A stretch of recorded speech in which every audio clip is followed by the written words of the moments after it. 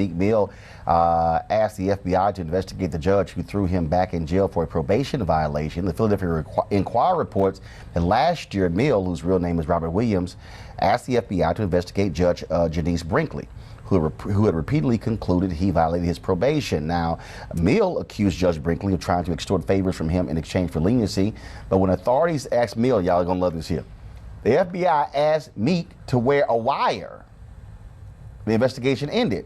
He said, hell no. Everybody that live in North Philly, you can't really give everybody the street title. You see what I'm saying? Because they sold a little bit of drugs. You see what I'm saying? That's not real.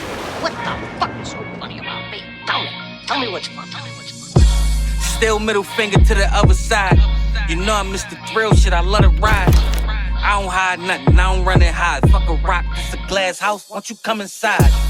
I show you this shit different. All you mind, a few weeks is spit different. When you fake it in J-Main, it hit different. Hypothetically speaking, would it be safe to assume that most individuals involved in clandestine street activity on a serious level, wouldn't necessarily think twice about, embracing the services of a corrupt judge? If somehow you get into a room, you're out in the streets, you're doing something, and this judge is like, check this out, Nick. I can do this for you if you can do this for me. I'm going to say, I'm fucking with you, son. Well, if the judge is saying that if you do this for me, I could do this for you? Hell yeah. I would think so. Depends on what they asking. Well, they're not asking you to catch another case. But they're not asking me to compromise none of my morals. Then yeah, we can figure something out. What are your thoughts on a person who's repping the streets, who then decides to enlist the help of the FBI, secretly cooperates to get an indictment against a judge, and they ask you for a couple favors, they tell you they're going to give you some leniency on your sentence, and you say, fuck that, I'm going to the FBI. How do you feel about a person like that, or that type of dealing? Is that honorable? I gotta know, all the details of the situation, because it depends on if the judge, I don't know what the judge is doing. I don't know what other way do you fight them.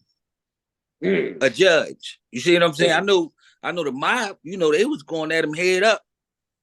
Judges, they was getting by there.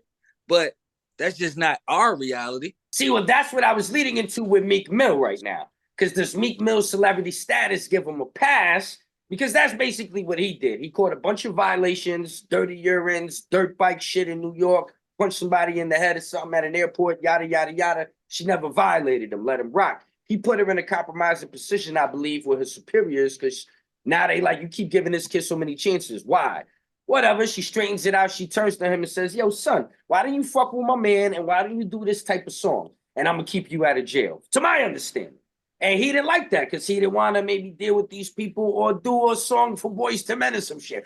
Fuck out of here. So his lawyers were like, let's go to the FBI. Like, does Meek Mill get a pass for that? Because Meek Mill was down with them until they were like, you got to wear a wire, Meek.